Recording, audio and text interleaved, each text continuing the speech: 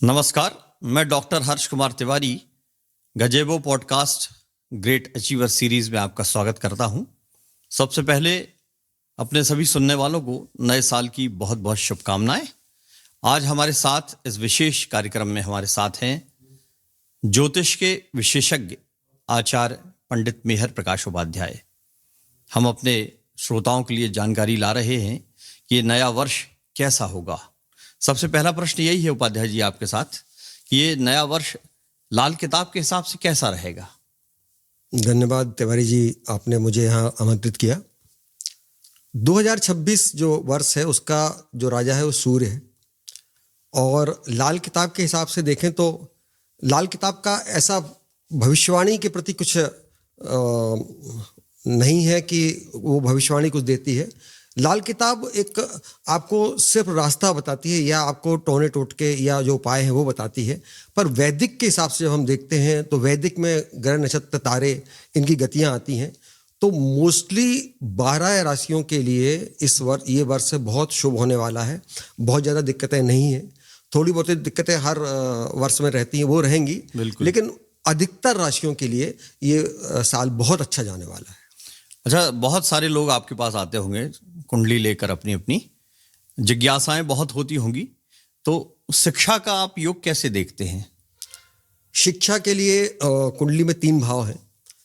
प्राथमिक शिक्षा, फिर जो आपका कॉलेज लाइफ होती है, और एक हायर होती है जब आप पीएचडी करते हो या उससे ऊपर जाते हो। तो प्राथमिक शिक्षा जो है वो 2nd हाउस से या 4th हाउस से देखी जाती है। फिर school life, college life 5th house से देखी जाती है। उसके ऊपर अगर आप जाते हो तो वो 9th हाउस से देखा जाता है, जिसमें आप पीएचडी कर लेते हो, डबल पीएचडी, डीलिट कर लेते हो। तो इस प्रकार से शिक्षा का ये पूरा भाव। शिक्षा से हमने बात शुरू की, तो इसके बाद लोग नौकरी, व्यवसाय, इस तरफ भी प्रश्न करते होंगे।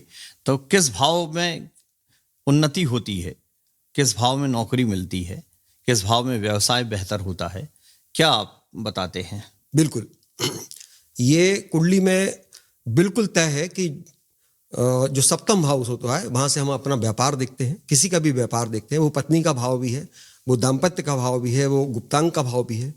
लेकिन जो 10th हाउस है वहाँ से हम कैरियर देखते हैं, पिता का क्षेत्र देखते हैं, आपका कर्म का क्षेत्र देखते हैं।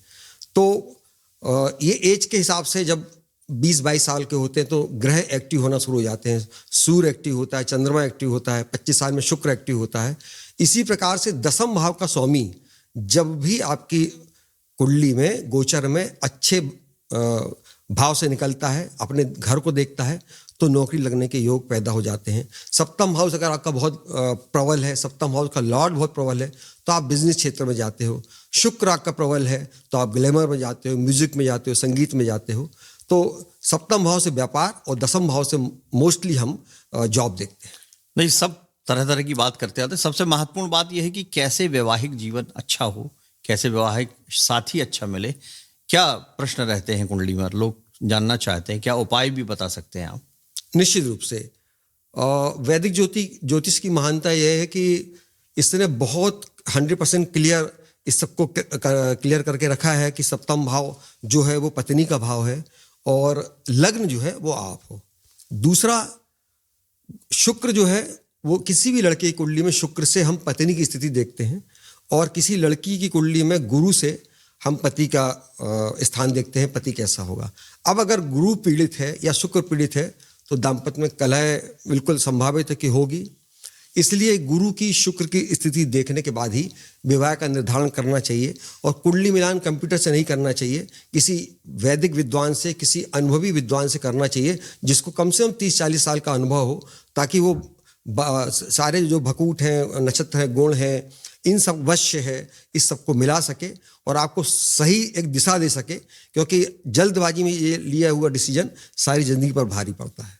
ये तो बहुत अच्छी बात कही कि योग्य विद्वान आपके पास होना चाहिए। आपके शहर में, नगर में, गांव में, कहीं भी हो सकता है, आप खोज लीजिएगा। और एक तो बात यह है कि बहुत लोग, जैसे अभी आपने कहा, ग्लैमर की दुनिया में जाना चाहते हैं। नौजवान चाहता है उसे ख्याति मिले, उन्नति मिले, उसे प्रसिद्धि मिले। तो क्या कुछ उपाय भी आप बताते चलिए हमारे नौजवानों को, या कुंडली में कैसा योग रहता है जो उसके कारण वो आगे बढ़ पाते हैं? बड़े बड़े अपन फिल्म स्टार देखते हैं, राजनेता देखते हैं, उस संदर्भ में थोड़ी चर्चा हो जाए। जी, ये बहुत अच्छा सवाल है और ये सब आम जनता से जुड़ा हुआ है, आप हमारी जनरेशन से जुड़ा हुआ है। जो कोई भी ग्लैमर की दुनिया में जाना चाहता है, जो कोई भी नाम कमाना चाहता है, तो पहला तो सूर्य है, दूसरा राहु है, तीसरा शुक्र है और चौथा गुरु ग्रह है। ये आपकी कुंडली में प्रबल होना ही चाहिए। अगर सूर्य प्रबल नहीं है तो आप माणिक्य पहनिए या फिर सूर्यदेव की उपासना कीजिए, आदित्य हृदय स्तोत्र का नित्य पाठ कीजिए। अगर आपको सत्ता में जाना है, सत्ता हासिल करना है, तो राहु को अपने स्ट्रॉन्ग कीजिए, गोमेद पहनिए। इसके अलावा राहु के जो मंत्र हैं उसको आप अगर करते हैं। इसके अलावा फिल्मी दुनिया में अगर आपको डायरेक्शन में जाना है तो आपका गुरु स्ट्रांग होना चाहिए। जितना अच्छा गुरु होता है उतनी जल्दी आपको सफलता मिलती है। इसके लिए आप पुखराज पहन सकते हैं, हल्दी का टुकड़ा पहन सकते हैं, पीपल या केले की जड़ को धारण कर सकते हैं।